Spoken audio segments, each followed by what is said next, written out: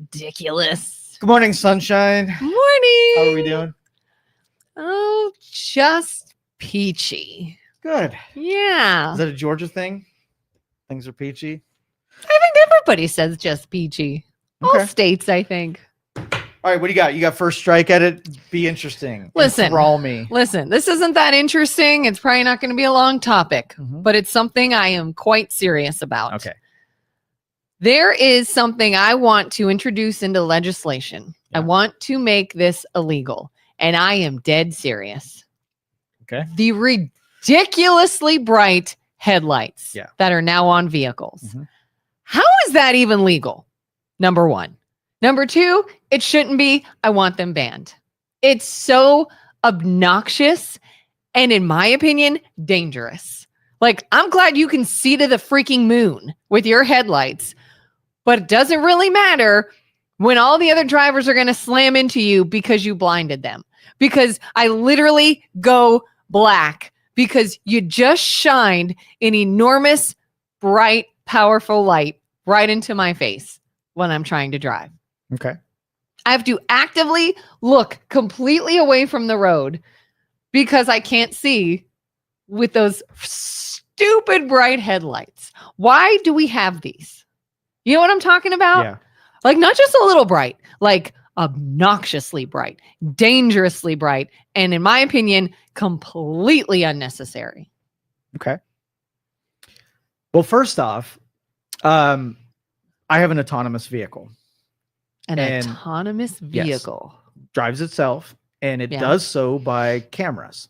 And in order for it to gather enough visual data, it turns its bright lights on a lot, right? So and not even just the headlights, but the brights. Is that what you're saying? Don't interrupt me. Don't interrupt me. I'm trying to understand what you mean. The brights. The bright lights, the normal lights, and then the high intensity beams. Yes. So it can collect visual data. Now, those headlights have an aiming mechanism that are automatic. So when it turns on bright lights, it points them at an angle where it collects just enough of information on the road, but not enough to blind drivers in the other lane. So I think the biggest part of the problem is you put high intensity lights on, but you don't properly angle them and you don't point them in the general direction. So you're illuminating everything from waist up, right? Which you're seeing in people's cockpits. Yeah. I like that word, cockpit. A cockpit. And so if you properly aim them, then you wouldn't even notice. They would look like, hey, somebody's got bright lights on, but they wouldn't be pointed right in your eyeballs. They'd be lower to the ground. And then a lot of the small penis having large truck drivers, right? They have them, they sit higher off the ground. So you have to work harder to get them to point in the direction so they don't blind other drivers. And so I don't have a problem as much with the intensity of the lights versus not knowing that you should angle them in a direction, adjustments so that they point in the right direction. Who is meant to angle them? Isn't it the car manufacturer? Yeah. They have little set screws that you can angle them properly so you don't blind people. And apparently this step is being skipped when these vehicles are made. All right. So how many times, like before you get in your car, right? Do you do a safety check and walk around to make sure that your turn signals work and whatever? Not every time. No. How often should you? Like if I get in an airplane, should I do a pre-flight check? Yes. Why would I do that? Because you could die. Okay.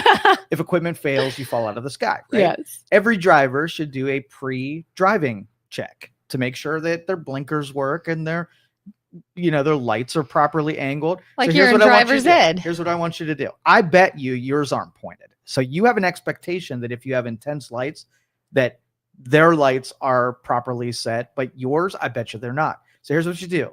You have a garage door, a white garage door at your house. I want you to park your car, right? At a distance, a short, clear distance like you would be on the freeway. Let's just say, 15 feet if you can help it. More than that if your driveway allows it. Turn on your headlights, right? And I want you to walk up to the door and find out where the direct beam of your headlights appear on the garage door. If they look like they're center point, then you're wrong. Shouldn't be center point. When you flick on the beams, then it could be higher than that, but your normal headlights need to be pointed in a general downward direction. So if they're too high, you're going to have to angle those suckers, So you have to set a good example for the high beam people, not just ban headlights because they're actually better, right? You got to properly point them. You don't find it a bit unnecessary to be that bright? Even if they're angled where they should be angled, to be that bright, is that necessary? To be able to see down the road when you need it, yes. So for years before all the time, these, no. Right. Yeah, I will agree with you that there are some that are annoyingly bright and are probably overkill.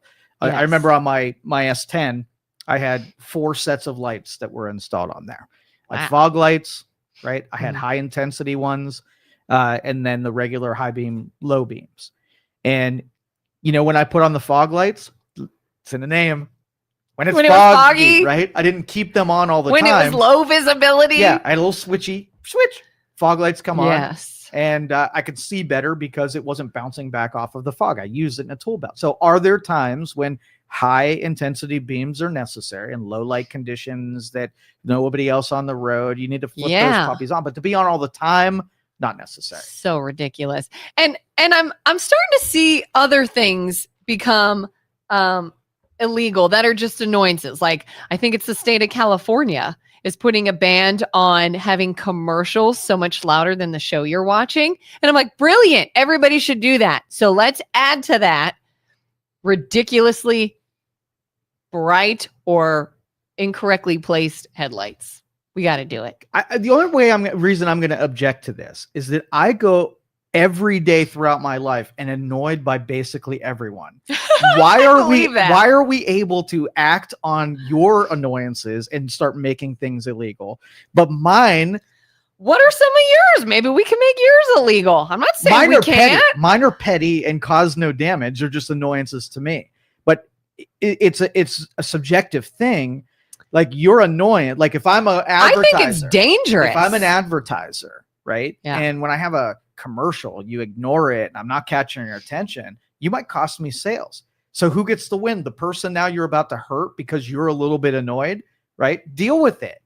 The flicker has a volume control, and if you don't like it, turn the volume down without taking away my extra sales.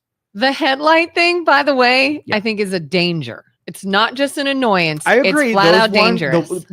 But I think anytime a driver doesn't know how to, maintain their vehicle, it's a danger as well. How many dangers of people that don't check their windshield wipers or don't know that their blinkers not working? All of it is dangerous when the person is not in control of maintenance of their vehicle and operations of the vehicle. I think everybody should get tickets. I think they should mail tickets to everyone. And when they pull you over, they're pulling over good drivers and taking the ticket away. I think that'd be a much better system. Because I think if a cop, right? Yeah. If cars started telling cops when you were doing the wrong thing, how many tickets would you get per day? Speeding, improper lane changes. Like if my car was like, look at this thing. Yeah, it's the computer would basically just relay that you're a terrible driver to the cops.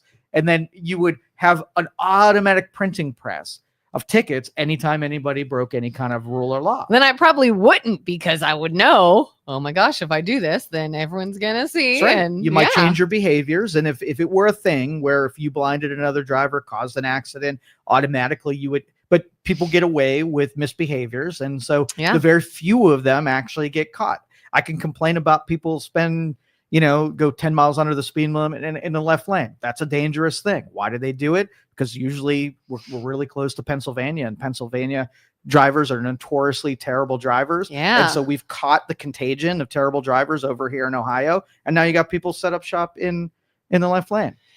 You can get pulled over for that, can't you? It doesn't happen often. There are only a few states that aggressively take action on that. They could. I think they should bring out spike strips, right? And pit maneuver you if you're in there, just to teach like a lesson in that. Just like totally spin you out. Like big annoyance. What else would you make illegal? Just out of sheer annoyance. This whole show, when I think of an annoyance, we'll revisit. We'll say that's an annoyance. It should be outlawed. Absolutely. So I will agree with you that, maybe manufacturers of headlights should take into consideration that people don't know how to properly point their headlights and take them off the market. Just start banning everything that annoys Kelin. Yeah. Emmanuel says it's not regulated, but what? But as I think that was supposed to be as I've stated. I like ass better. So, but as I've stated to someone before, get brighter high beams to assert your dominance. Yes. Yes. To show all the other drivers. See what ends up happening when you drive by. They go like this and they're cowering in their seat, and you think Oh my God. you can think they're bowing to you.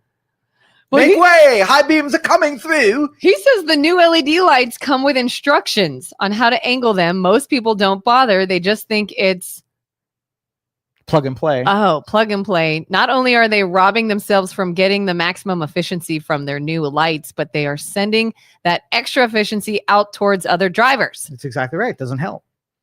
And it infuriates me. Yeah. You know what else is kind of along that same deal though is police lights. You know, the top sprinter lights, which normally I don't mind, but there have been times that like an officer has somebody either pulled over or maybe they're next to like a fender bender or something, and those are so blinding. Yes. That I'm just like, I'm about to hit you guys. But those are understandable because because so many officers get dead because someone doesn't pay attention. So anything like when they get the one thing I don't understand is when they do DUI checks and they want you to like perform some maneuvers out in the cold. Yeah. And they high beam your ass and blind the shit out of you. Like I totally sober. I don't think I could perform those things with someone blasting me in the face with high beam. That's totally flashing rigged. Lights in the yeah. And that's the thing is like, I completely understand them wanting to sort of highlight themselves. Don't hit us. I need these bright lights. But sometimes it's so bright, I can't see. And now I'm like, I feel like I'm going to hit you. Mm-hmm. Like I can't even be careful because you blinded me. Talk about the scamming of insurance. It doesn't matter how safe you even drive. If the rates go up, there's nothing you can do. Paying higher rates for natural disasters that insurance has to cover, and it trickles into other states that doesn't have that much claims. The whole system's ridiculous. I 100% agree. The scam insurance system, and the origin of all of this is forcing insurance on other people, forcing insurance on people. Making it a system where you just can't, they don't have to entice you or they don't have to market to you and they don't have to earn your business. You have to go to them. And so they kind of set the deal, and their job is to make money, right? Was it Progressive had some device you could put in your car and it affected your rates? The safe driver thing? Is that Tesla insurance, right? Uh-huh. There's a program in Tesla that monitors all of your behaviors, fast driving, aggressive braking, just stuff that, in order to qualify for autonomous, you have to go through testing that makes sure that you're a good enough driver to get autonomous driving. Right. And so insurance companies can actually look at your behaviors and judge you, not the group that you belong to.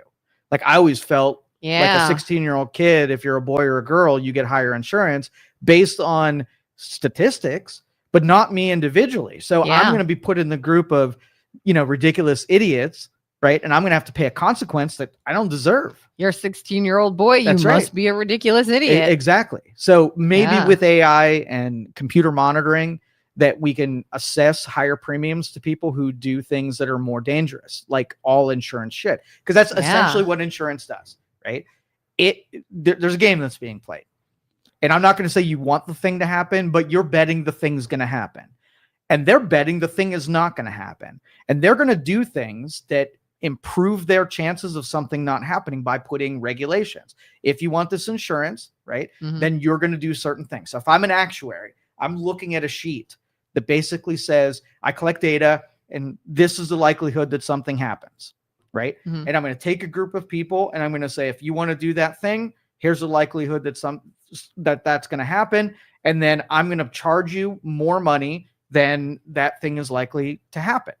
Right. So health insurance is my biggest complaint with insurance scams, because it's not insurance. It's not insurance at all. Right. Yeah. Because my question is, if your insurance is like, if I had an insurance policy on an outdoor event, that I'm insuring against rain. Right. Yeah. Or liability, somebody gets hurt.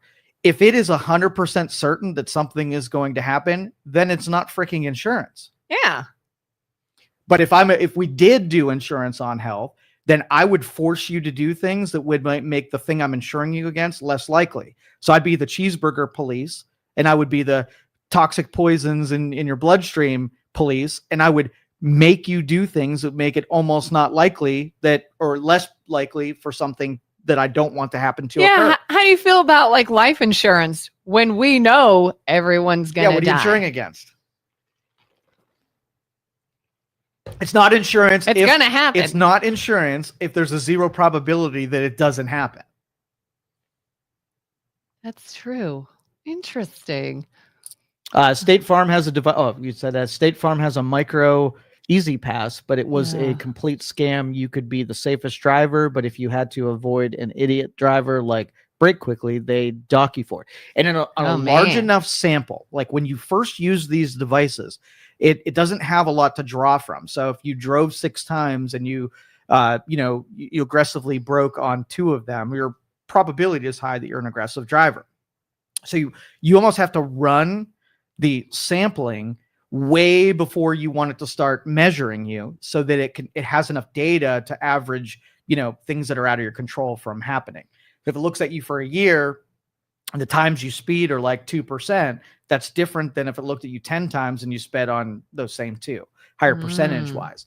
So it almost has to start tracking you way before it starts judging you. Because like, what if somebody else, distracted driver, someone goes left of center, somebody does something and you have to maneuver to avoid it? Yeah. You weren't the bad driver, they were. Well, an actuary says in a driver's lifetime, how often does something occur? So you ask the regular drivers, how many times did you almost get into an accident? Maybe once a year. How many times did you have to make a maneuver to avoid a pothole or another driver? That's getting XYZ. more and then more you often. Take the standard, right? Yeah. And then see where you are aligned with the standard. If you do it often and you're above the standard, then you pay more because you're a heavier liability. If you're below that standard, you're a safer driver and you pay less of a liability.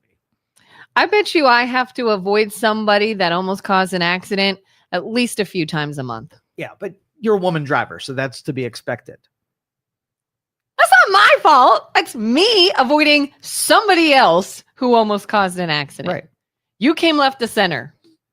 I bet you that happens multiple times a month. I'm surprised it doesn't happen more, really. Oh my God. It's increasing and it's ridiculous.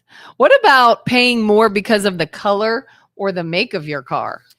If it's a car that gets stolen more often than others, like red cars or whatever, presents a higher likelihood of theft. So yeah.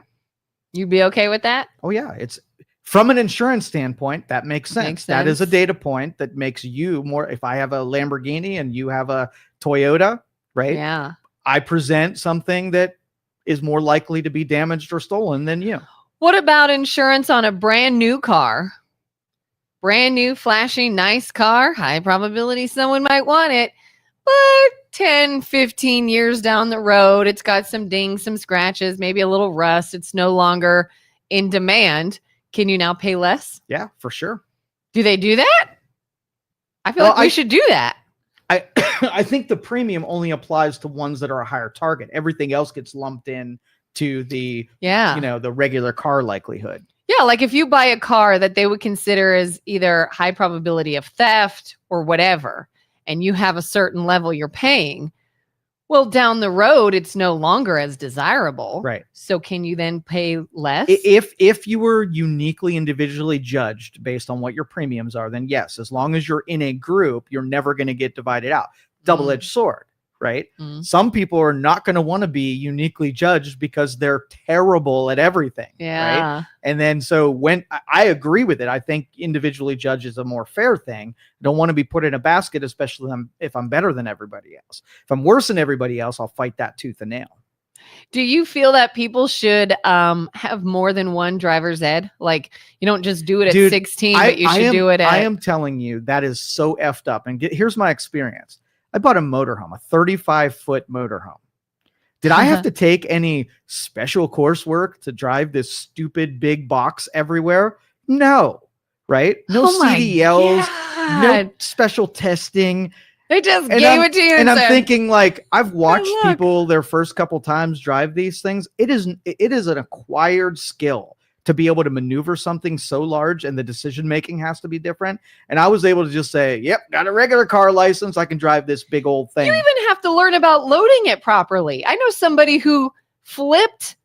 Yeah. I don't know if it was an RV or what, because of the way it was loaded and the way the wind hit it on the freeway, and the whole thing flipped over. I cannot believe that there aren't more sensitivities to disallowing people from driving who have no business driving. Yeah, because you have to take a course to get a motorcycle. You do. So why would you not to drive something that large? I think that if you get to a certain level of terribleness, that you just lose the privilege of driving. You just do. That's one of my road rage go-tos, as well as and this isn't nice, but like, you ever get behind a little old person and their turn is so slow? So what do you say to them? Because I got a line. I yell, it's time to take the license. Take the license. I say, wow, you almost flipped it. Took that turn like it's on rails. Almost flipped it. Or like if I hit a curb, I'd be like, oh, found it. There it is. Yeah. Found it. It's right there. And we live in a very older demographic here. And so there are a lot of people on the road that really should have helper drivers. Oh, man. Maybe get a collection of old people and maybe elect the best driver to drive all of them around. Yeah. Really, because it's bad. But, and you know, even big trucks, you have to be able to handle the car that you drive. Right. Mm-hmm. And so if you have a big truck, but you're not really good at big truck things like parking and staying in your lane and all of that, then don't do it. Right. If you can't park it, don't drive it. Yeah. But people are just allowed to go to the car lot and pick what they want rather than what they can handle. And I think every car level that adds complication, you should have to have licensure in. You know what my husband saw this morning, actually? What would you have done in this instance? He went to go to the gas station. And at this particular gas station, every weekday morning, there's a small group of like old retired guys that just hang out and they have breakfast and they drink coffee and they just chit chat. One of them was parked at a pump. Not in one of the parking spaces along the building, kept his car at the pump and went in, had coffee, and was chatting with friends. What would you have done there? Anything? I'm militant when it comes to those types of people. Yeah, even if other pumps were available at the time. Again, I drive a motorhome, and filling up gas in gas stations with a big rig, like I have to be really selective. So what I do is when I'm pulling into an exit, I get the satellite overhead views and calculate if I have enough turnaround space, if I can pull right in. I pick the pump on the satellite view even before I get there. And so I don't have choices of any pump. I have like one or two that I can actually get to.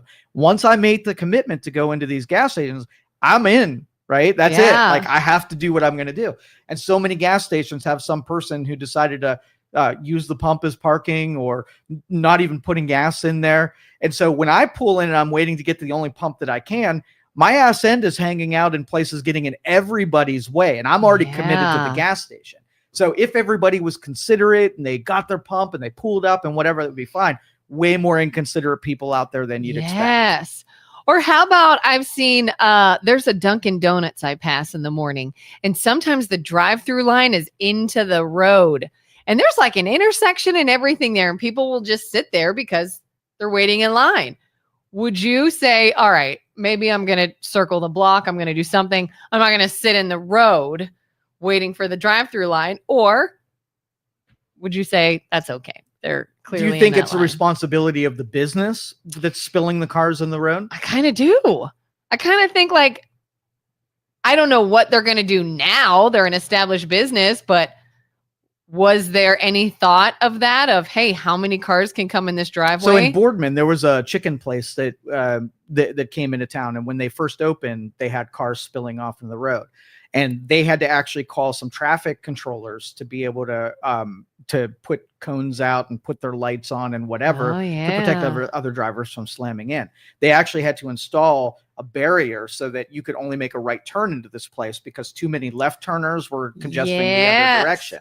So yes, if engineering, like traffic engineers, see that it might be a problem that a lot of people at 8 o'clock in the morning come in and get coffee, it's got to be regulated where, zoning or whoever would be in charge of that to make sure that the company is covering the liability making things unsafe for other people. Yeah, that same gas station my husband was at this morning, he said some guy in his truck, there's 2 entrances into it on 2 different roads because it's like on a corner.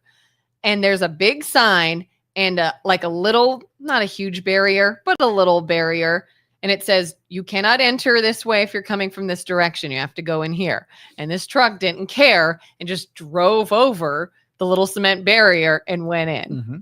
If you were working in that gas station and you saw him, would you do anything? No, I see so many like, wrong drivers. Get out. Like, get out. If everybody behaved well, that would stand out, and I would probably call in a SWAT team or something. But so many misbehaviors. I hate people. Just in Mahoning County, that's an everyday occurrence. Once you hit 65, you should have to take a driver's test every 2 years. Some of these older folks are dangerous. That is absolutely true. Yeah. State by state car insurance is all across the board coming from Georgia. Clean record, 2015 truck, $1,600 for 6 months. Here in Ohio, same thing, $660 for 6 months. Hey, Emmanuel, I used to live in Georgia too. Was at a high octane by chance. Jerry says the chicken place has now started a double lane. Yes. What was that, Chick-fil-A? No. Canes, Raising Canes. This is so weird. We were just talking about that this morning. Both of them have double lanes. I've never had Raising Cane. And my husband was just talking about them this morning. I don't know how that even came up. But there's a little bit of lure. Like Chick-fil-A was the go-to chicken. And I thought, it's considered Jesus chicken because it's God's chicken. God's chicken. And you remember they were boycotted a couple of times by those secular atheists that didn't like the fact that they said my pleasure and courteousness and I don't know about that. I had heard that people were calling to boycott because the owner didn't approve of homosexuals or however they said it was. And so Raising Cane's is actually the atheist version of Chick-fil-A. So those are that's demon chicken, and Chick-fil-A is Jesus chicken. You didn't know that? No, I did not know that. Mm-hmm. I mean, Raising Cain. Raising hell. I get it. It's communicating to you that if you eat that chicken, you worship Satan. I can't believe you didn't know that. No. Yeah. Was the name Raising Cain meant to sound that way? I mean, obviously it's a play on words, but is it by chance also like the founder's name or something, or is it just completely about raising? Listen, I was on a sarcastic rant, right? I'm curious. You want to throw details in it that's going to totally destroy that it's demonic chicken. Yes, there was a founder, and it has nothing to do with demons, and there aren't a bunch of atheists, and it wasn't a retaliatory thing. It's still a play on the phrase. You ruined it. Thanks a lot. Thanks. Oh, just like when everyone was like, hate on Chick-fil-A, boycott, they hate gays. I'm like, first of all, when I was in high school, I knew so many gay people that worked at Chick-fil-A. Like, I don't know if that was coincidental or what, but it's not like they banned anyone. And second of all, do you remember back when Pulse nightclub was shot up years ago? And it was a gay nightclub. Everybody knew that. Somebody came in and shot it up. And what did Chick-fil-A do? They opened on a Sunday in order to hand out free food to volunteers and everybody helping. People were donating blood to help the victims of the shooting. And Chick-fil-A opened on a Sunday to feed everyone helping the Pulse nightclub for free. And I was like, where's the national headlines? Where's everyone who was outraged? But they are bigots every other day. I mean, it's a nice gesture, and that might undo one of your bigot days, but it doesn't undo the rest of them. Jerry says Chick-fil-A was also beat up for being closed on Sundays. Yeah. Why is it I crave Chick-fil-A only on Sundays? Okay, not only on Sundays. I could eat that stuff every day, but you know what else I saw Chick-fil-A do one time? Down where I was living, we had one by our house, and I went through there to get some food one time, went through the drive-thru, ordered my lunch or whatever it was, pull up to the window, and I hand them my card, and they say, our card machine is actually down right now, so here you go. And I said, what? And they're like, just take it. We can't charge. And I said, why? I might have a couple dollars, but I don't have enough cash for this. They're like, no, you're fine. And anybody paying with a card got free meal that day because their card machine was down. They didn't close. They didn't say, sorry, we can't take you, only if cash. They still took your order. And if you only had a card to pay, your meal was free. And I'm like, what a business. What a business. I will tell you, like, you're a millennial, right? Yes. I had zero hope. I'm an older millennial, but I had zero hope that when millennials got in charge of things that we could maintain that principle. Like, it's up to the business to be able to provide the service and whatever. And when the workers started getting in control, just how meh they were about serving customers. And the next generation after millennials was 1,000 times worse than the millennials. Yes. So if I was scared of millennials, I am petrified of Gen Z. Listen, millennials got a bad rap, and I'm an older millennial. Let's share just what are millennials? Literally, what they are like the fear. Like the boomers were like all these millennials. Oh yeah, everybody thought they were these young kids that had no work ethic. That's they were one. lazy. They're lazy. Yes. Maybe disrespectful. Yeah, they didn't appreciate anything. They didn't know how to work hard. Okay. Talentless. Maybe. Talentless. Yeah. Everything was handed to them. Right. And I'm on the older end of that. And so I could understand the concern with the younger millennial when they were coming up. But I think a millennial really sort of came into their own and worked out well. And it's after millennial that I see all of that in. Mm-hmm. And Gen Z is a conniving version of the millennial. They're so smart. They're so smart, right? They're so smart. So smart and dismissive. Like you could correct a millennial. Like, oh my God. You could correct a millennial. Yeah. And they'll actually know, right? Yeah. They might meh you, but they at least know. Like a millennial is gonna like argue back and give you some information, but Gen Z is like, no, you're canceled. I don't like what you said, and so we're done here. Conniving little bitches are the Gen Z. Cut off anybody you don't agree with. Name call. Mm-hmm. Just look at them like, oh my God. I'm just waiting for like a Gen Zer to like get on here and no. Tell me I'm wrong. Tell me I'm wrong, Gen Z. But anyway, I for the second time, the first time it might have been warranted. The second time, like it was out of nowhere. Have you been referred to as being extra or referred to as extra? Extra. Maybe on occasion. Okay. So to you, what does extra mean?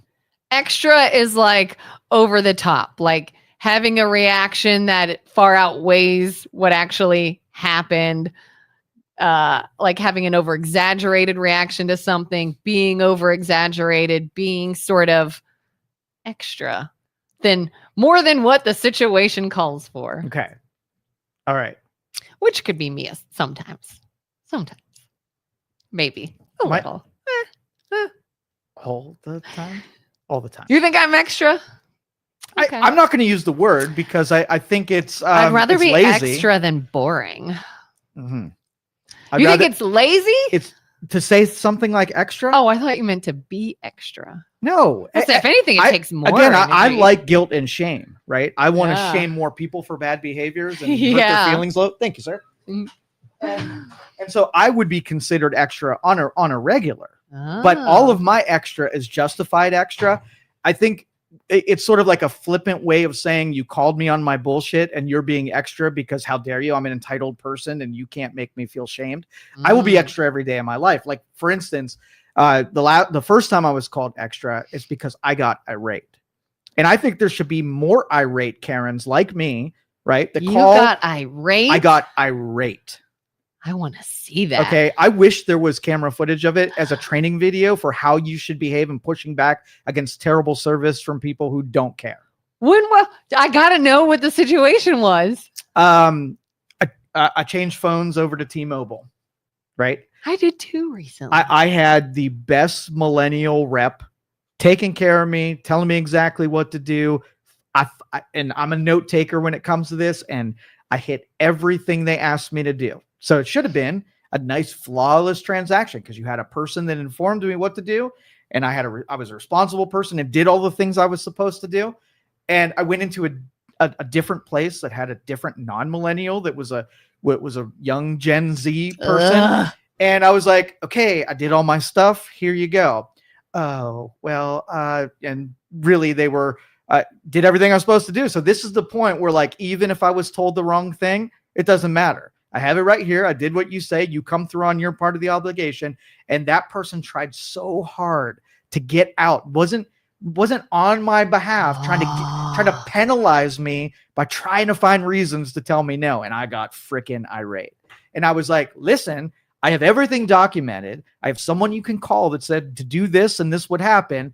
Talk to them. And then I raised my voice a little bit. I got a little animated with that person because I was getting miffed.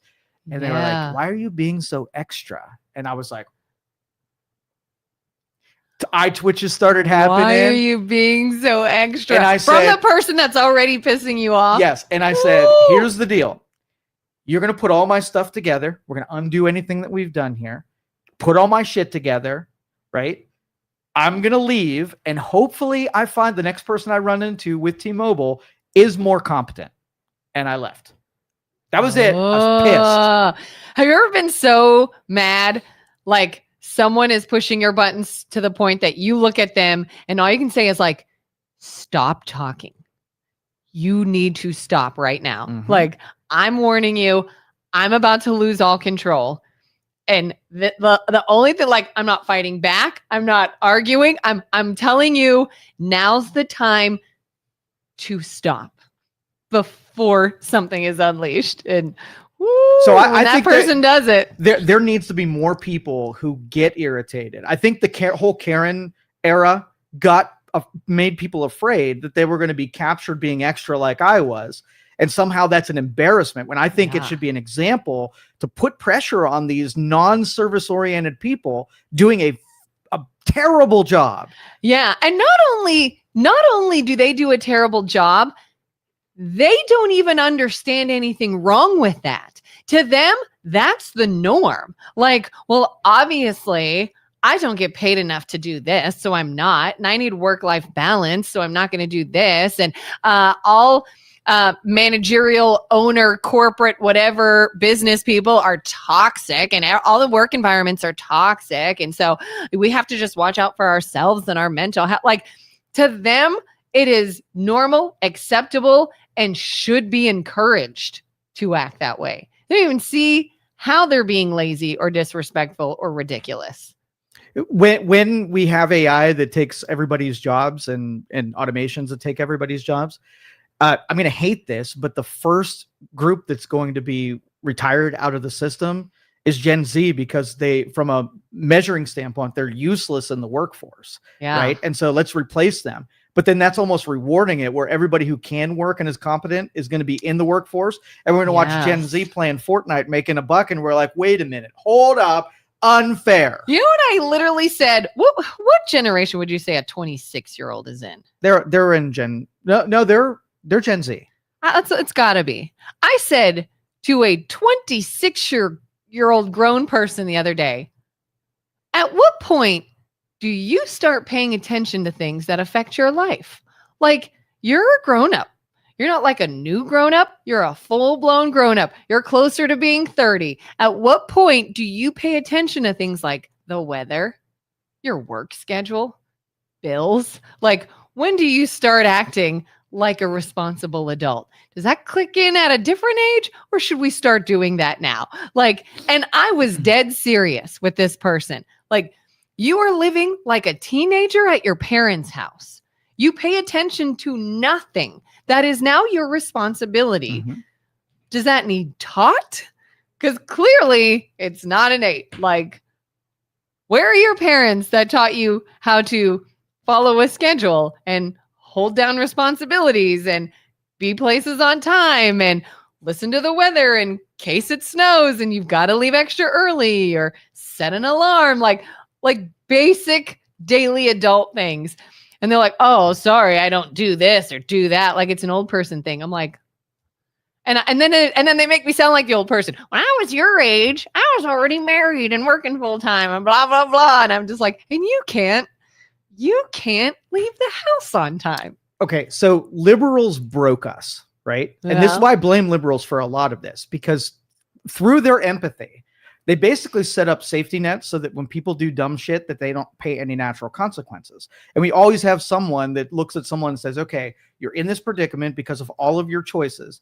But now when you can get someone comfort because of those choices, I'm going to come along and I'm going to shield you from the very thing that he would either take you out of the breeding pool completely, which is mean, or at least make you suffer a consequence that you really hate, and then connecting it with the decisions you made. So you're like, epiphany, don't do those things, don't end up. So if you go camping, right? I do a lot of hiking and camping, and I'm always really prepared.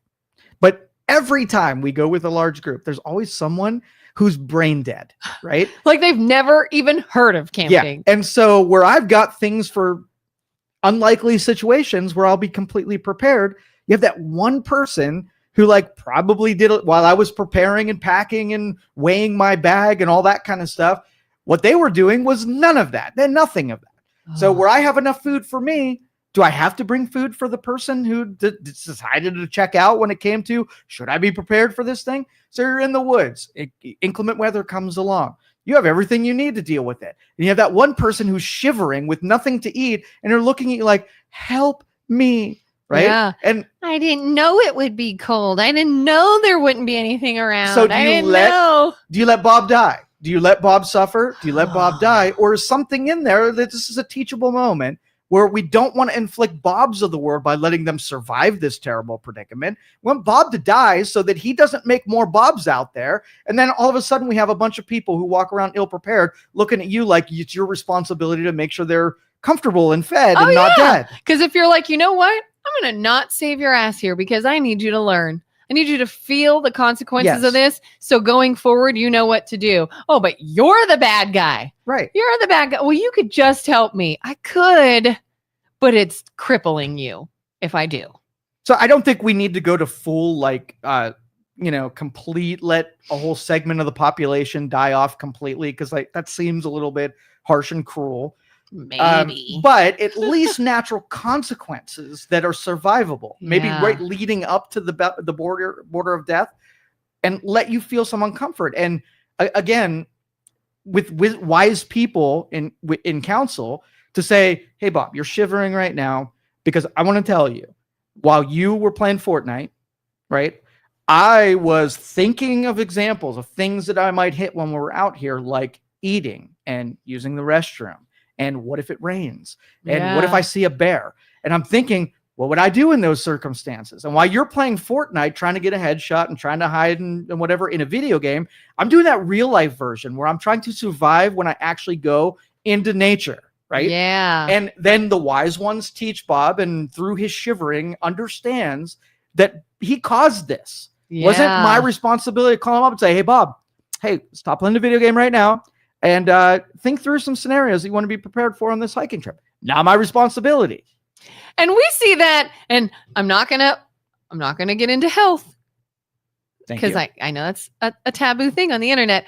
But how many times do we watch other generations age ahead of us and observe the problems they come across and do nothing about preparing ourselves for that? Like, oh, I see they have issues with getting out of a chair. They have issues with feeding themselves. They have issues with whatever. If they fall and they shatter like glass, like maybe their cognitive abilities begin to decline. Like, this isn't something we see on occasion. Everybody ages. We see it continuously through our lifetime. But do we actually prepare them to be there? Like, do you start doing things to make sure you can get out of a chair when you're 80, or that you know how to, I don't know, live alone when you're whatever age, barring any major horrific disaster, God forbid.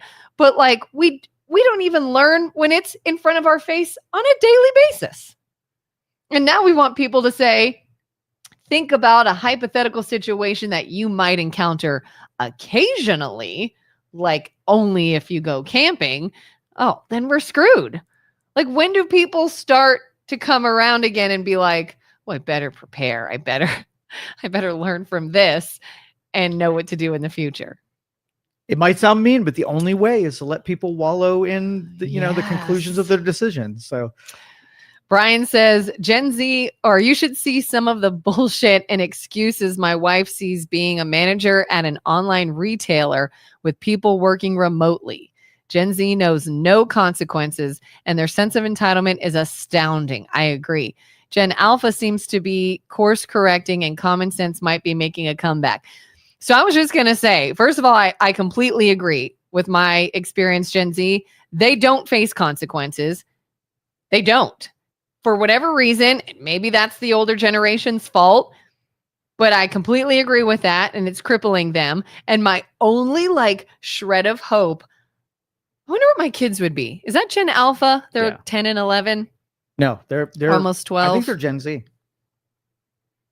I think Alpha started in 2020. Really? Mm-hmm. I see a shred of hope in my kids. I swear my daughter calls themselves Alpha. We're Alpha. We're Gen Alpha.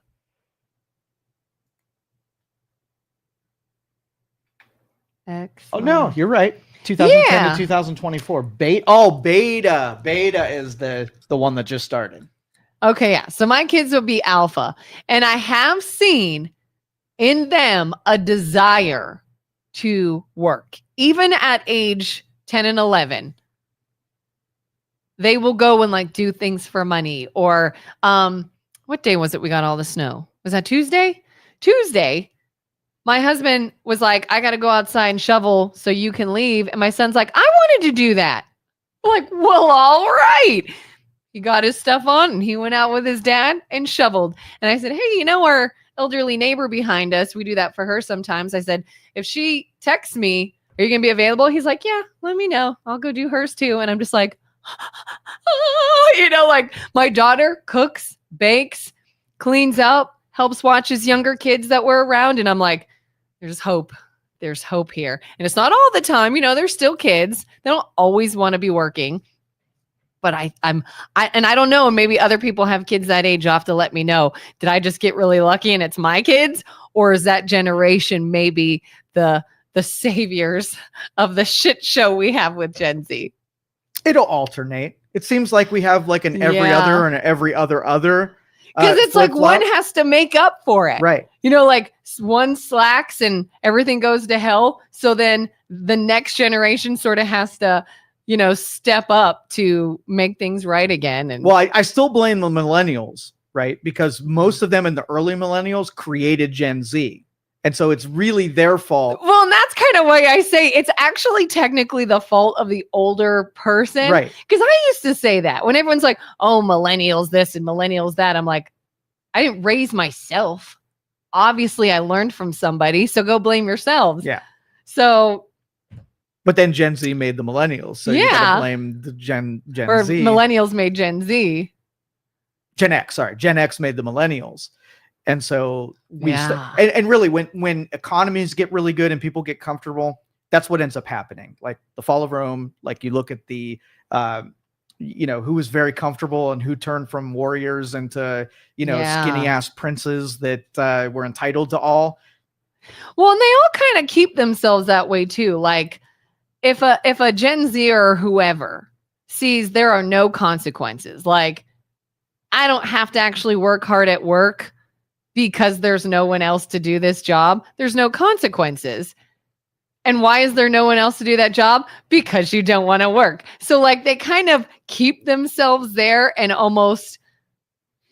almost like they made it so they can be that way.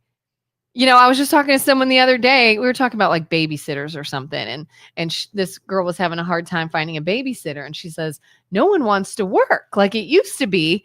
It was the norm. Every high school girl, that was your introduction into the working world was babysitting. And she's like, nobody wants to do it. And if they do it, they want an insane amount of money for it. So then if you do find somebody that is willing to do something, there's no consequences and they get whatever they want because they know that that's in demand. And it's then you're just stuck and held hostage by this generation that Well, there has to be utility in wanting to make money. And if you have parents that pay for everything and there's no connection to that, Yeah. like I swear, like every consideration when my kid wants something, it's the money that he's going to have to put into the pot in order to want it. And I have watched him go from when I'm paying for it versus when he's got to part with some money, and then he's got to replace that money. So now he's looking for opportunities to make money to put it back in his wallet. So the next time he wants something, there's a connection in that. Yeah. Like, hey, you know what you did to get that money.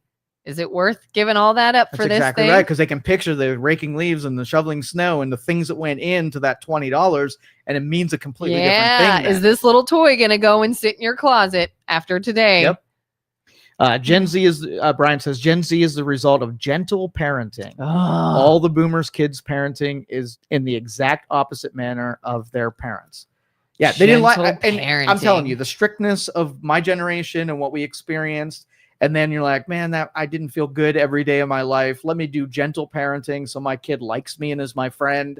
And then your kid is this entitled little brat who doesn't have no connection with consequences. And it's so interesting, this idea. And I've known a few people that either fully do gentle parenting or some variation of it. And the thought behind it, I get, is they're like, my biggest concern is the well-being, the mental well-being of this child. I want them to feel relaxed and free and able to do this, and they don't want this. Like, it's almost like the generation that is gentle parenting feels as though they have been somehow damaged, or that they have been overcoming some obstacle in their life because of something that their parents did. And they're so afraid of putting that on their child that they do things totally different. But all they're doing is a different form of damage. Like, sure, your child now feels comfortable in every situation they go into, and they have fun, and they're not afraid to be loud, and they don't talk to people if they don't want to, and they do whatever they do, and they feel like they are just in this safe little bubble all the time. But guess what? Everyone else hates your kid. Like, I've been around kids that the parent feels great that they have a happy kid. No one else likes them. Can't stand to be around them. They're annoying. They're not building relationships. Is that not also damaging to the kid? Wouldn't you think? So, like, where should the weight be? Your kid feeling as though they are just free and open and happy and can do whatever they want, and they have no mental baggage. And then what comes of that as they age? Or a kid feeling a little stifled, a little unsure, a little uneasy, or I better be careful. And God forbid they get a little people pleasing. And that's another topic we should get into too. No more of these. No, we need to bail. I gave you an hour for this dumb topic. We need to get off of it. We went. I feel this is exactly what those viewers are talking about. I feel Joe. like we spent way too much time. My topic is dumb. Yeah, like I feel like I got estrogen leaking out of my ears right now. So let's just switch topic. Switch topic. Let's do what you want to do. Go what ahead. You don't think 55 minutes of talking about? No, it's fine. You know what they used to call it when I was a kid? It's a dumb topic. You know what they used to call it when I was a kid? Called what? Cluck talk. Right, when all the women would get together and talk about these like emotionalized issues, like that was cluck talk. And so this was a little bit of cluck talk. Let's talk about what you want to do. Whatever you want to do, Joe. Let's do it your way. All I know is I want to talk about something different. Well, that was a great way to say that. Okay. I don't want to read any more of these comments because they're just going to reinforce them. I'm gonna traumatized by fearing or respecting their parents via force. Parents who say my child will be afraid of me are just raising what I like to refer to as crotch goblins. I've heard that phrase too. Crotch goblins. All right, let's talk about something else. What else is going on? No more cluck talk. I mean, you had a topic. What's your topic?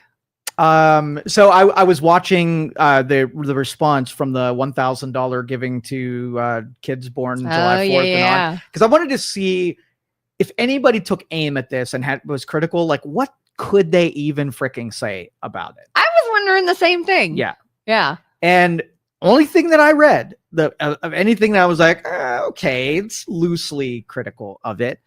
That one of the stipulations is that qualifying qualifiers means that other people can put money into this account up to like $5,000 a year, right? So it had a 1,000 that's originally given, and then other people can put into this fund.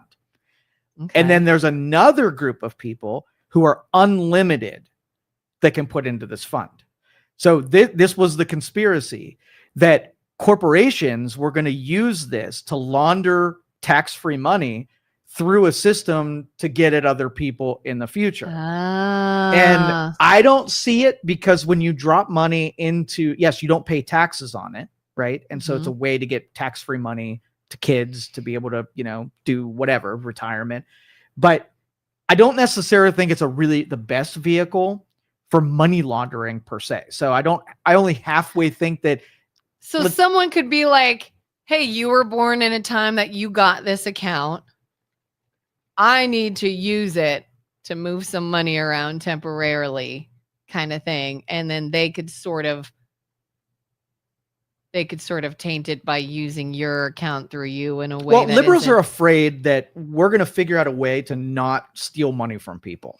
Taxation equals theft means that they invent thousands of ways to take more and more money from people.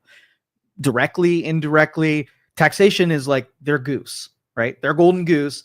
And if you do anything that somehow makes somebody that you put on the hook for more taxes than they really should be paying, that somehow they're going to escape paying that taxation.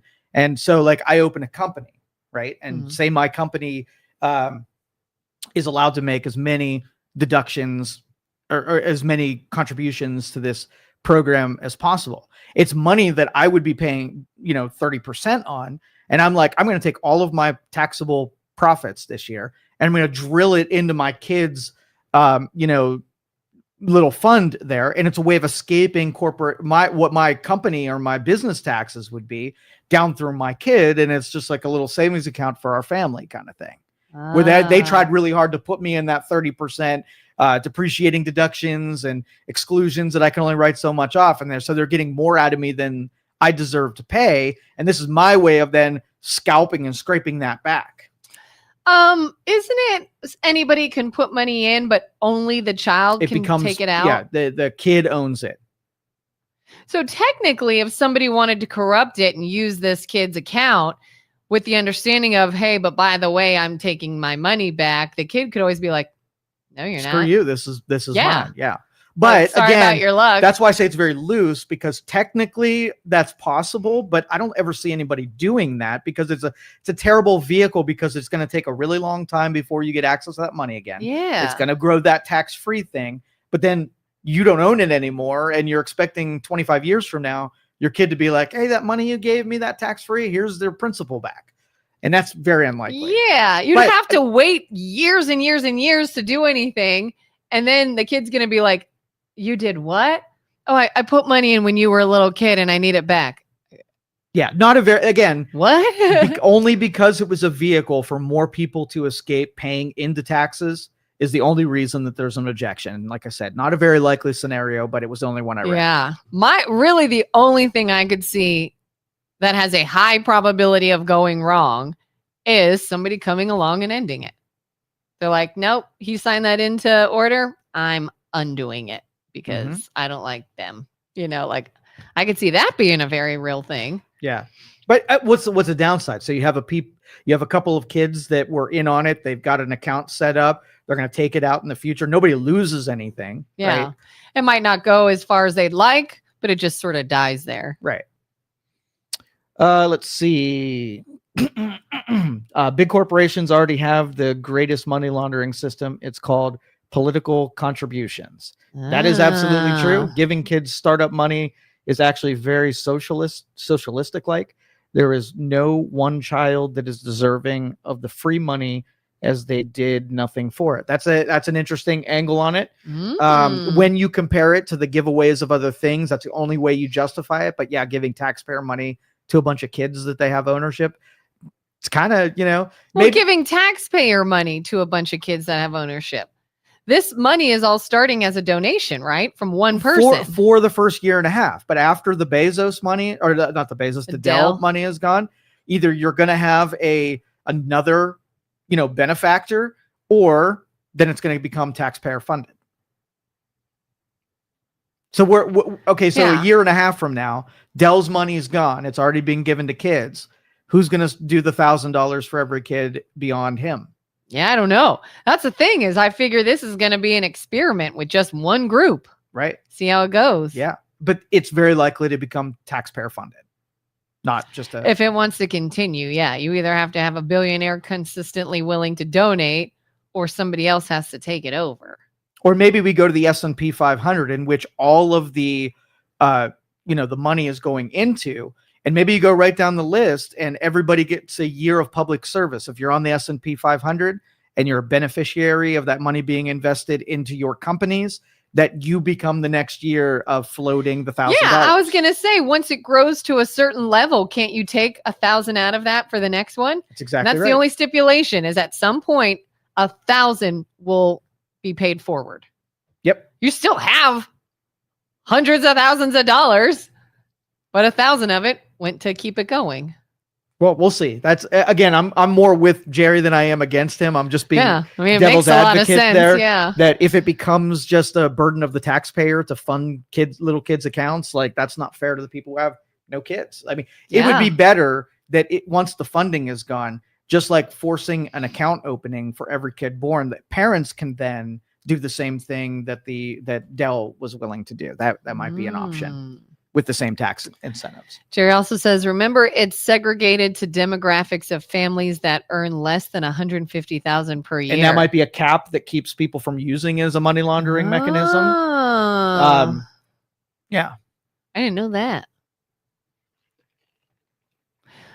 People could have probably also cheated then. Like, hey, we have to make it look like we earn less so that we can get this. I could see it being a little shady. Listen, here's a spoiler. Every person right now can just do this on their own. If it's a good idea, right? Just do it yourself. Parents could go to a broker and they can get a tax sheltered account and make $1,000 investment or $500 a month or whatever you want to do. Right now, nothing's stopping you. Yeah. Zero things. So maybe just have parents be responsible and say, hey guys, this is a really good idea. By the time your kid is 35, if you do this thing, they're going to have $700,000 and you're going to give them a real good starting point. Yeah. When I was a kid, my grandfather started an account for my brothers and I. Here's some money, can't be touched for so many years. His intention was for college one day, and it just grew and grew and grew and grew. And that's what I went to college on. It didn't cover all of it, but most of it. Mm-hmm. And I'm like, yeah, people can do that. Just start something and on their own. Invest for Nothing's your stopping you right now. Future kin.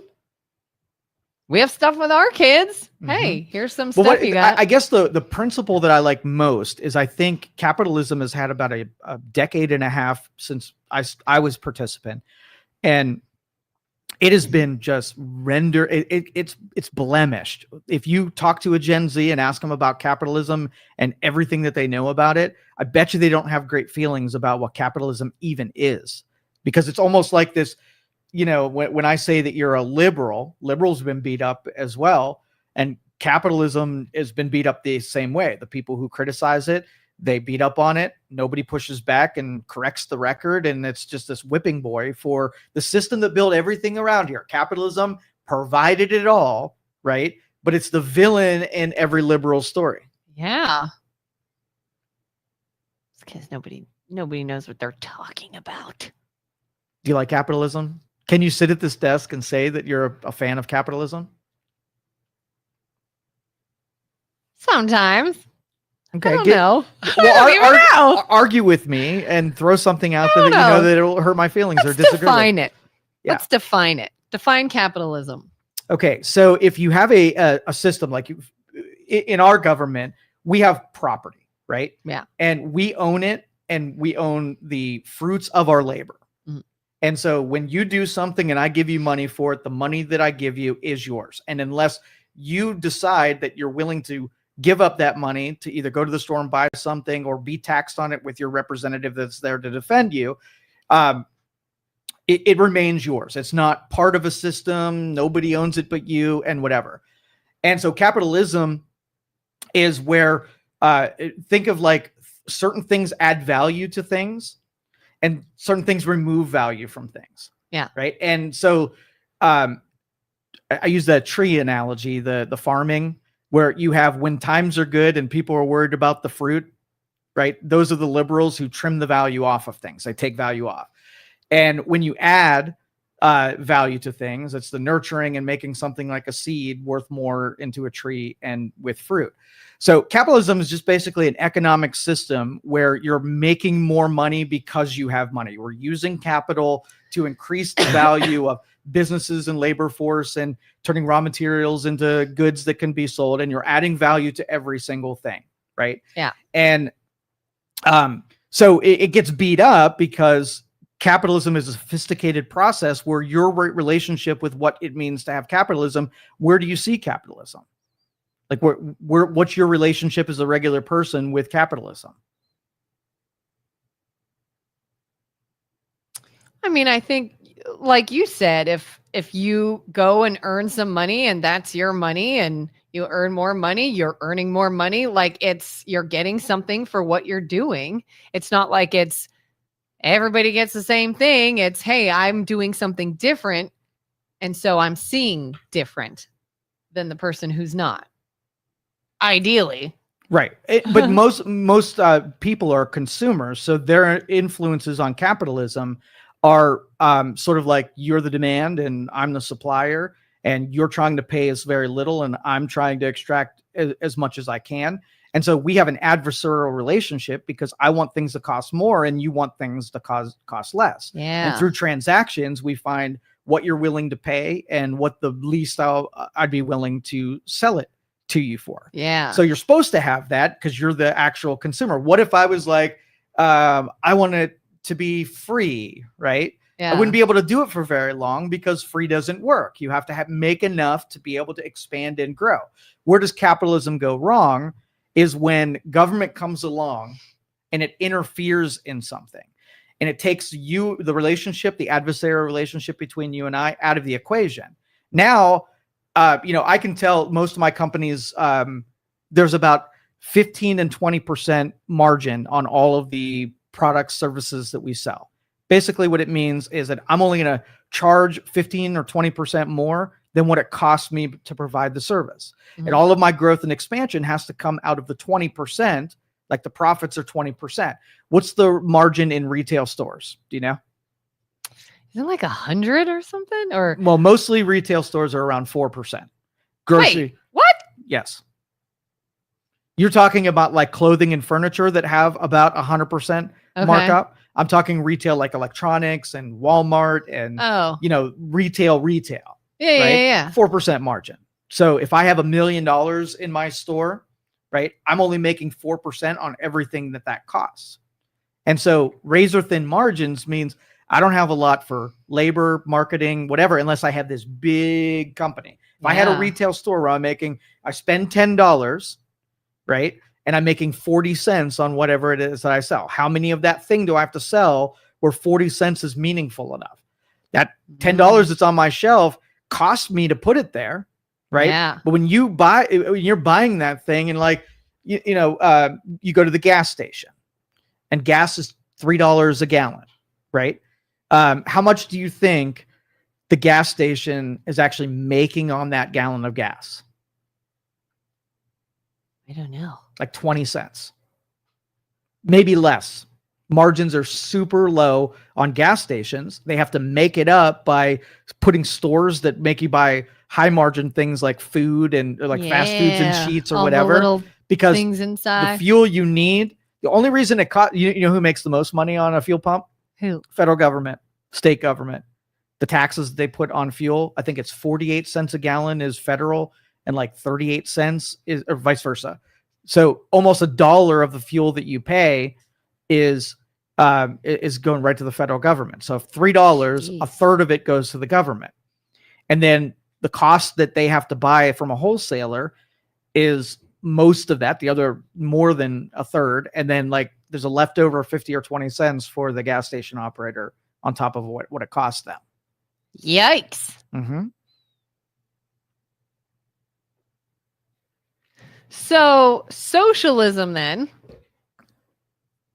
is everybody's what on this sort of Socialism at its worst is you go to work, you don't really get paid. Your pay goes to someone else. They decide what it is that you need and want, and they give you what they think that you deserve. Yeah. So that becomes with property goes away from people and it goes to the institution, and the institution decides what happens. Capitalism in its best form isn't unfettered, right? Yeah. It needs to have market controls that don't let runaways happen.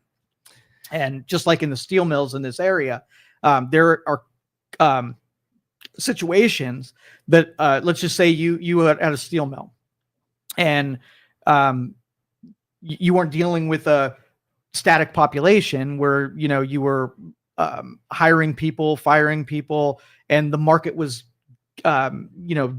dictating what you paid people. You got a boat that comes right up onto the shore, and you have an infinite supply of people that will come off that boat and be able to work whatever you tell them, because they're going from zero to whatever you give them is cool. Well, if you're in the steel mill and you're making $1 an hour, and then a guy off the boat's willing to work for 5 cents an hour, well, me as a company, I'm going to either pick, especially in labor jobs, right? Mm. The guy on the boat's just a little worse than the guy that's making, 20 times what he's going to make. I'm going to take the guy off the boat. So that's where the runaway is, that if a company knows that they can exploit that fact, the mathematics in the marketplace, they got to be able to do something. And that's where unionization worked when there was a call for it. Now unionization doesn't matter because there's not an exploitation of numbers that are happening anymore. Like the Starbucks people who are striking, right? You have to make the argument that a Starbucks employee is exploited in the same way that I just mentioned. Yeah. How could a Starbucks employee ever be exploited?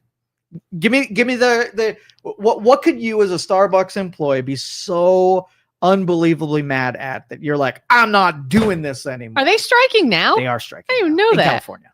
Oh, maybe Seattle. One of those West Coast. I'm not doing this. I don't know. Okay, so number one, they were dictating that uniforms had to match. They couldn't wear what they wanted to wear. It had to be a black shirt underneath their orange or their green thing. Is that the same kind of exploitation as hiring someone 5 cents right off of the boat?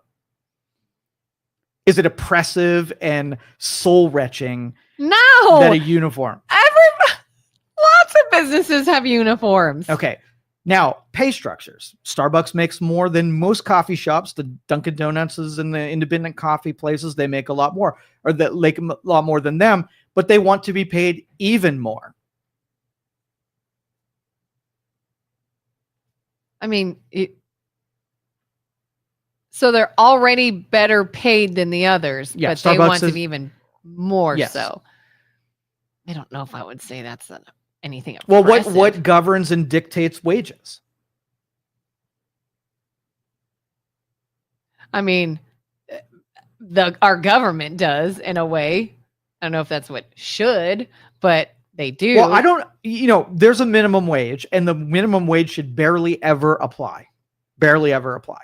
Because it's just something for that runaway deal. If I said, the union for my steel mill said that the minimum wage had to be 50 cents, then the guy coming off the boat who's worse than the one that I already have, at least I have to consider it. It's not directly competing and making the people that employed, right, worse off, except for the new guy almost makes as much as he does. So then he has to make more. And then the steel has to be charged more, and then buildings cost more, and products cost more. So then the consumer pays more, and they're like, they just funded the guy on the boat's wage. And so that's where it starts falling apart when those things are forced. But it's got to be a low enough rate that you don't have those runaway deals where there's an infinite supply of something, and the only reason you're suppressing a wage is because you can get away with it because there's 1,000 people that would do that job for almost nothing.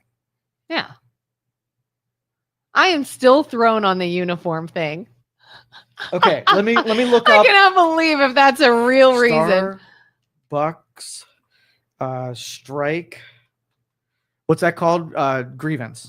Grievance.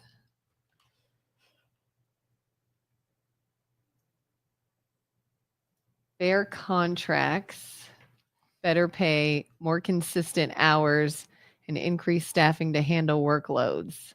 Yeah, I saw a Starbucks employee that they had to work a 6-hour shift, and they were crying on TikTok that it was It was just killing them to work a 6-hour shift. But they want more money. And increased staffing to handle workloads. I mean, that's not exactly something you can just do. You have to have the workers. How do you just, I'll just throw more staffing. I'll just pull it out of my ass. Like, well, and from a business standpoint, like if I have to have more staffing, it takes double the amount of people, then I just add it to the cost of the product, and then the product costs more. And that gives me a disadvantage in the marketplace, because if my competition is half the price that I am, then all you really did was funding more staff there, and now you're non-competitive in that. Or how am I going to pay you more when I have to hire more people? Yeah. Yeah. But that's sort of what socialism does, is it takes up a honeypot. Something is more profitable, or something has profit. And it's like, how do I get myself a piece of that profit and make them share? They want to steal steal something that they're not entitled to, and somehow justify how they're entitled to it. Yeah. Because no one, if anybody looked through the payrolls of Starbucks, nobody's going to say, oh, these workers are just totally exploited here. They're taking advantage. Sweatshop. Yeah, exactly. I wonder what they make. Is there an average of what a Starbucks employee makes?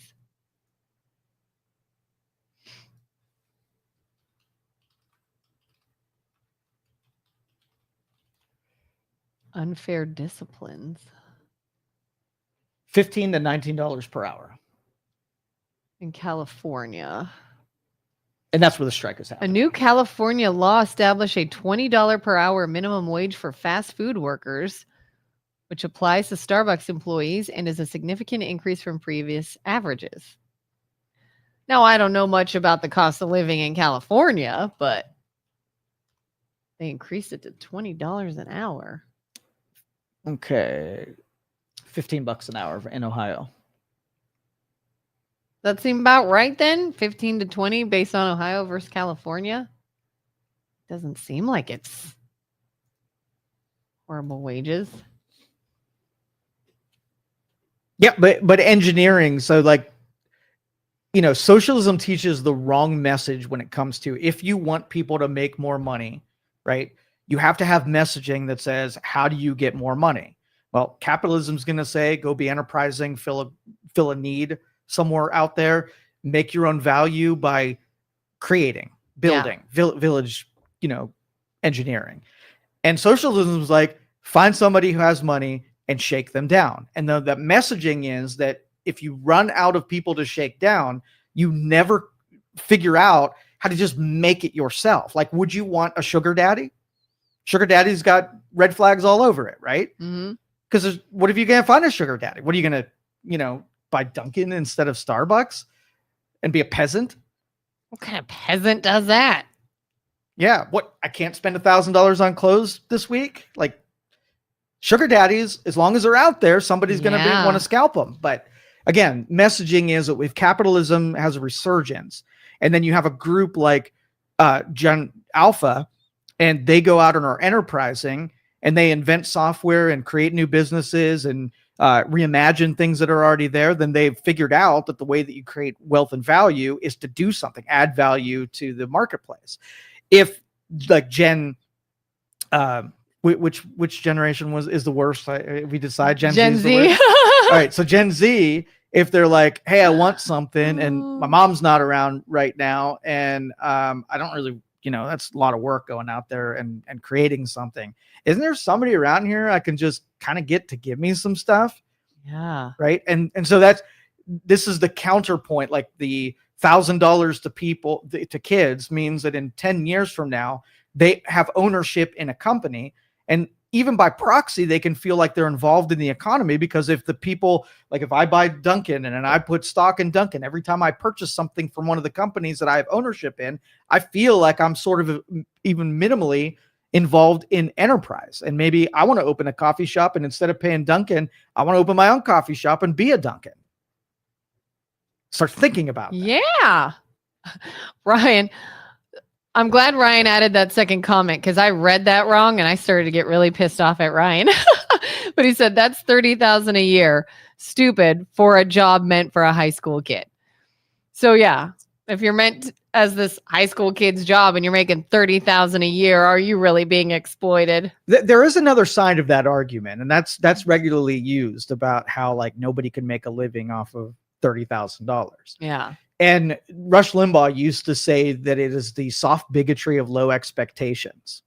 The only reason there are a lot bigotry of low expectations. The only reason that there are people that settle for $30,000 is because they have low expectations that there isn't a way to get any more than that, right? And they've been the victim class of socialists have basically convinced a whole group of people that the game's rigged. There's no way of doing it. I'm not even open to suggestions. You're the enemy, and I just want to take something that you have. And they believe it. And so they'll torture themselves by maybe picking up a book, right? And learning that, oh, previous generations figured this shit out. What do I have to do?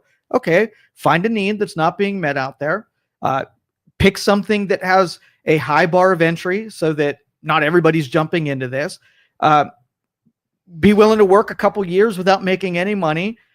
Make the sacrifice of doing something that adds value, and it'll be rewarded for it. Be better than everyone else doing it. But the argument is the more people that are in that group of the low expectations, the less likely that that dream has a chance, because there's, your consumers are in that victim group, right? Yeah. And if they don't understand it and they don't believe in it, well, like when we do small business Saturdays, right? We're doing that because we're like, I could be a small business owner. What would I want to do? I would want, everybody in my community to support me when I'm doing my business. That keeps me alive, right? Yeah. And then that generation that's just a victim class are like, well, if I don't take mine right now, then nobody's going to give it to me, and this is a terrible place, and stacked against me. So I have to look at two price sheets and say, right now I can buy this hat for $20 from Bob down the street, or I could spend $7 on Amazon. Which am I going to choose? The one that costs more, that I'm believing into something bigger than me, and I'm helping another business. Hopefully Bob will get the message and reward my business down the road by shopping for me. Mm-hmm. It doesn't work when everybody jumps off of that like it's all about me,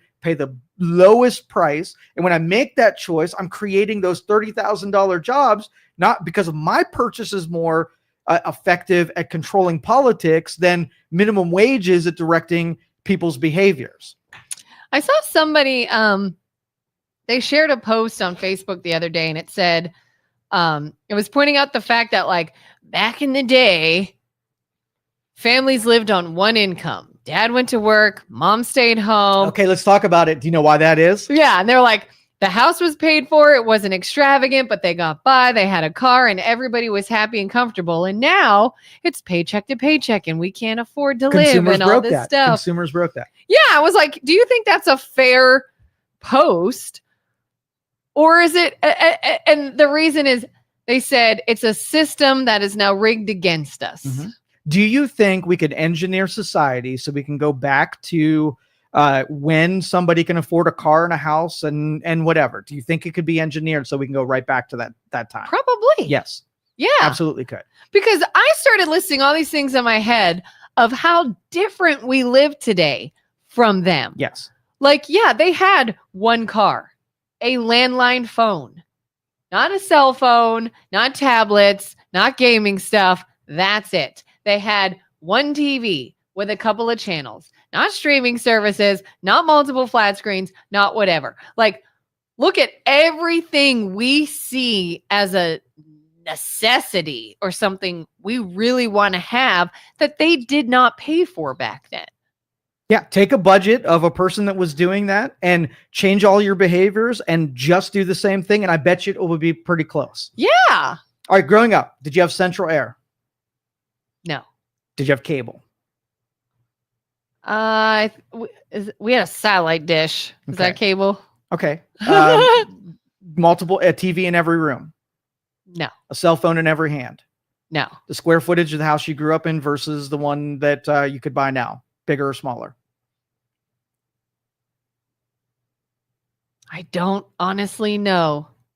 It's probably smaller. Yeah, I think the average, the last time I looked this up, it was like 1,200 square foot was the average home versus 2,000 square foot in today's. I have to see. Average. I was a kid, it felt big. But now that I'm a grown up, I see how it wasn't. Everything got better. Standards went up, right? And all those standards that are improved in their lives cost more money. So it takes, and the market basically reacts to what people are buying. If I'm going to buy a house or build a house right now, you're a speculator, and you go to a place and you have a choice to build a single family home that's 1,200 square foot, right? Where it's going to cost you about $85,000 to build.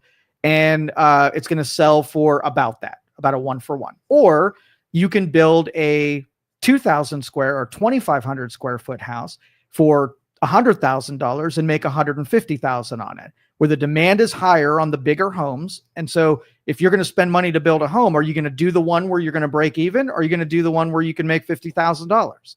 That's the contemplation. We actually did this. We had a land bank offering to develop a piece of property. And what they really wanted is a developer to come into town and build some single family homes that were, nice and modest. Yeah. And when I looked up what it would cost me and what benefit, I would have to really care about it in order to do it, because it made no financial sense whatsoever. Yeah. I know that I'd have a buyer for it, but it wouldn't be worthwhile to do. So as our society gets more complicated and sophisticated, this becomes your old ceiling becomes your new floor. That's just where we live now. Yeah. I mean, you even look at, I was thinking now about like, oh, how was the home when I was a kid? There was a drastic difference between parents together and parents divorced. Right. And someone might say, well, back then the family was only living on one income, but you had a stay-at-home parent. You didn't have to have childcare. Mm-hmm.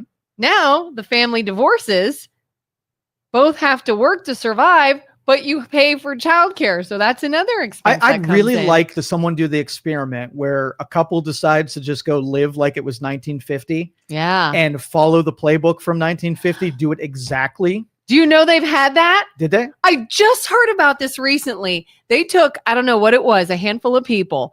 And what was the year they gave them? 1959 or something. They had to live like it was 1959. You can't even talk about anything that isn't 1959. You don't have any conversations about anything that exists after that. You don't do anything that exists after that. You don't read anything that exists after that. The house you're living in, everything was like 1959. Your surroundings, your dress, what you discussed, where you worked, everything was this year. And you know what they found? Measurable results, measurable of not only their happiness, how they aged physically. Mm-hmm. They physically aged better as though they were younger, like they were in 1959. Yep. Yeah. Isn't that fascinating? That is awesome. Like their true age is this, but they're living like they're, I don't know, 35 again or whatever. Yep. And they physically changed as though they were that age again. That's fascinating. Yeah. And again, that argument, like I love talking about that one because we think that we're better off when we raise standards, but then the cost for those standards are built in. Like it's no escaping. It would be really hard to find a grocery store that will cater to people who lived in 1950. It would be hard to, go out to a restaurant. Like the whole thing would take probably 25 years. If we decided that we were going to lower our expectations, go live in 1,200 square foot houses, no air conditioning, just antenna TV, not go on vacation, but maybe twice in a lifetime, go out to eat almost never, only on special occasions, no movie theater for you, no streaming services for you. Your clothes are hand-me-downs. Yeah. Your brother is wearing the same thing you did 5 years ago. That kind of stuff. And again, like you said, the mom staying in the home and doing the mom things, it saves you probably 20% of your income. Yeah. I mean, if you're cooking food and you're not buying fast food and you're not spending it on restaurants and you're not paying for childcare, like that adds up.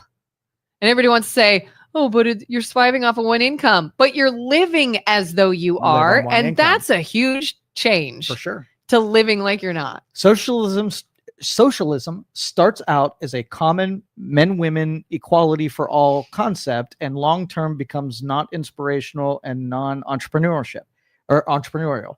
The nature of the beast. Capitalism is self-interest concept, which inspires ingenuity and motivation. The downside of capitalism's greed. It is not self-interest, because both sides have self-interest. Everybody's doing for number one, right? But And that's why I say runaway capitalism and runaway liberalism are both bad. But it's interesting that our culture embraces a little bit of both, right? And when it gets skewed in one direction, the other one rears its head. So if you get too capitalist greedy and, to the point where you can own people just by the sheer weight of what you were able to accomplish, then that's when liberalism kicks in and says, we need to trim that tree, right? We need to take some of that fruit off of there. And that's understandable because you don't want something to become oppressively big, right? Yeah. You need natural gravities that keep that stuff in check.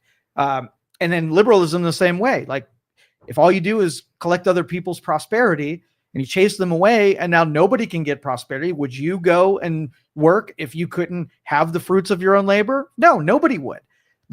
And that's why, like, if we had a really sophisticated, intelligent, civilization here, we would know when it's time for the nurturers to be in charge. And then we would say, hold off, let's back off a little bit. And now it's time for the harvesters and pare down the branches that we really don't need. But as long as those are at odds where each one thinks they're a villain and they should never be in charge, that's where we find ourselves here. In true capitalism, would you still have things like unemployment? Like I got laid off from my job, I'm going to file for unemployment and I will receive payment from the government as though I'm working, even though I'm not. So in an intelligent, educated society, you wouldn't need unemployment. You need things like unemployment because people are not smart enough to take care of themselves. Like they didn't have the savings. So let's just say somebody came along and said, here, I want to help you with an unemployment fund. Mm-hmm. Statistics are that in their lifetime, people become unemployed for 4 months, 3 times in their life. So you have to cover yourself for 12 months of not being employed. How much do you make? I make $50,000. So you have to make sure that you can cover yourself for a whole year in your lifetime. So dividing your working years, I want you to put $17.50 in this unemployment jar. And if you ever become unemployed, you go to the jar. If you're not unemployed, you keep putting in the jar. Now you have unemployment. But instead of me telling you, creating a bureaucracy that covers you for you because you're too stupid to put something in your own jar, right? Now the government's like, well, Kelin's too stupid to know the $17 magic mark. Let's do that for her, right? So go ahead. I was going to say, it's almost like we've got this, not pandemic, but this epidemic, I guess, of people living above their means. Yes. A debt society. That's good for consumerism. That's good for capitalism. But you have to know when you're in a debt society, what you're really doing. You are like getting today, right, by sacrificing tomorrow. Because somebody could say, well, I'm paying, I'm affording everything I have. I pay all my bills, but they're not saving. That's still technically above your means. But in 1950, it was a sacrifice today to get tomorrow. It's just reversed it where I want it now and I don't want to wait. This was I don't want it now. I want to wait. Right? Different psychology. Yeah. But in industry, there are complete industries. Are these industries beloved? Are the debt industries beloved? The what industries? The debt industries. Are they beloved? Are they your friend? Would you invite them to your Christmas party? Probably not. No. Right? So you don't really want them in your life. Yeah. They're only in your life because you can't quell your impulses to have something before you can afford it. Yeah. Right? In fact, you do have to have debt. I learned that the hard way when here I am like a chump, young adult, paying off all my bills and not having any debt. And then I go to make a major purchase one day and someone's like, you don't have any credit. What are you talking about? I pay all my bills. Yeah, that doesn't go towards credit. But I pay things off. But that doesn't go towards credit. Like I do go and open a credit card and buy shit with it because I have to have debt. And I'm like, what the hell? Well, that's why because there's a debt industry, then there's a credit industry. And if you didn't have a debt industry, credit score wouldn't even matter. To me, that feels so scammy. That's so scammy. You're telling me I'm being punished because I pay my bills. Because we're in a debt society, not in a... And they're like, yeah, you have to have a certain amount of debt. Yeah. Now you know why. I don't want debt. The Department of Education and Teachers Union and the entire education system could teach all of this and prepare people to say, give them the data and the information, how to make good decisions. And it's easy. This is not even complicated math. right? Yeah. But what it does is it either enslaves you by making you mentally lazy. Okay. And I'll give you an example. And these are silly examples, but they're meant to say, what everybody finds themselves in, these situations, these perilous situations. So you buy a car. When you buy a new car, does it have fresh tires? Hopefully. Okay. Do cars need new tires? Yeah. And will you have to replace those tires at a certain point? Yeah. Now, do you think a majority of people, when they buy the car and they don't need tires, they're like, ooh, one day I'm going to need tires for this car. How much do tires cost? They cost $1,000 to put tires on my car. How often do they need? Every 5 years. So I do the math, $1,000 divided by 60 months, right? And I figure out how much I have to put for tires. Or do you think a majority of the people get to 5-year mark, find you got a bald spot or a flat tire, and like, oh my goodness, flat tires, I need tires. What am I going to do? Both are information that are accessible to all people. And if the majority of the people enjoy the new tires and never think about the replacement tires, right? What are they doing with that extra time that they're not preparing for a future event and making sure they're prepared and covered for it? Guess what they're going to need to do on month number 60? They're going to need to go to the debt industry and say, hey, debt industry, I couldn't figure shit out for myself. So give me money. And in return, I'm going to take all of my extra disposable income and I'm going to give it to you as an interest. And I'm going to blame you, right, for taking advantage of me when I know that I had the ability to prepare on my own, but I don't want it to be my fault. It's your fault. You get enough people collected in the debt industry, victimized by oppressive interest, and all of a sudden you have exactly what we have today. Preach on, brother. Preach on. Get irate. And Jerry says it all comes down to how many bathrooms you have. How many bathrooms should a house have? It depends on how many people live there. Okay, 4 people. The standard family of replacement rate, 4 people in a family, a mom, a dad, and 2 kids.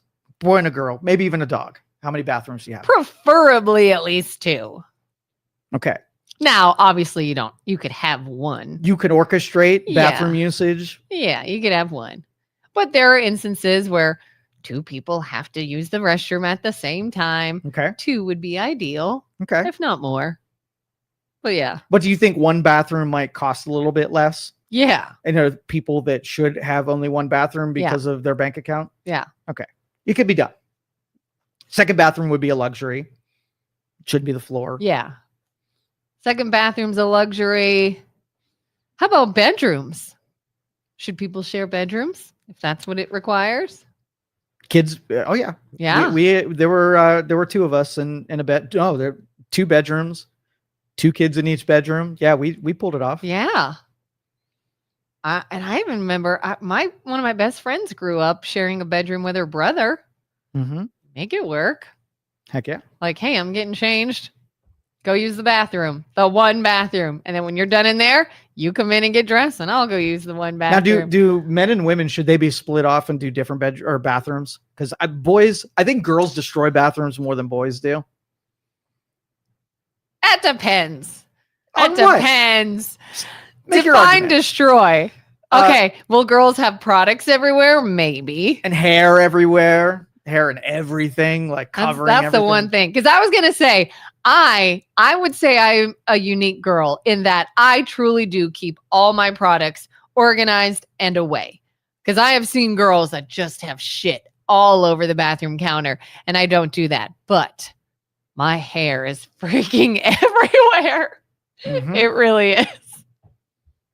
When hair gets on the wall in that little clump, like it Okay, makes, not that, but that's divorce worthy. it's on the floor. I gotta vacuum my hair up all Okay. the time. That's why I think men and women should be split up. So I can gross have too. how? Oh, shavings everywhere. Don't even get me started. I don't know what the hell happens in the toilet, but that's probably a medical I can destroy me issue. some toilets. That's Oh for my sure. God. I can destroy me some Like, toilets. go to a doctor. Seriously, if you're painting the inside of a toilet, how does that even happen? I don't know. But men can do that. When I met my It's husband, kind of gross, Kelin. it is. It's very gross. All women should be required to know how to clean drains. 100%. 100%. That's my biggest 100%. flaws. Oh my God, our drain needs addressed regularly. Mhm. But my husband, when I met him, was living in a house with 2 male roommates. And the bathroom, there were 2 bathrooms. One was in like the master suite of this house, and my husband had that, and the other was used by the other two guys. That bathroom was a biohazard. I have never seen a filthier room in my entire life. And I'm talking visible brown dirt on everything. Beer cans stacked in the shower. In the bathroom? In the bathroom. Why do you have beer? In No, the these shower. are infants. These aren't men. These are infants. These were freaking military men that had beer cans in the shower. Shavings everywhere. It, like, honest to God, I would never. I could never go in there and use that room. That's a dude's bathroom. Yeah.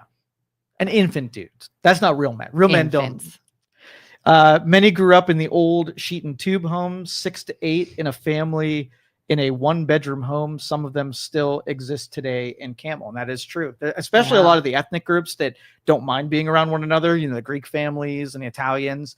They can get a lot of people in some of those homes. It almost feels kind of cozy. Like when I think about it, that is the opposite of what I was thinking. Seriously, like, I mean, I can, don't get me wrong, I 100% appreciate, I've always had my own room, and I definitely can appreciate having multiple bathrooms in a larger home. But it also sounds kind of cozy to go back to the olden days where you're like, you know, just cozied in your little house. New Year's resolution, you and I are going to turn back the clocks and live like it's 1950s and share experiences about what it's like.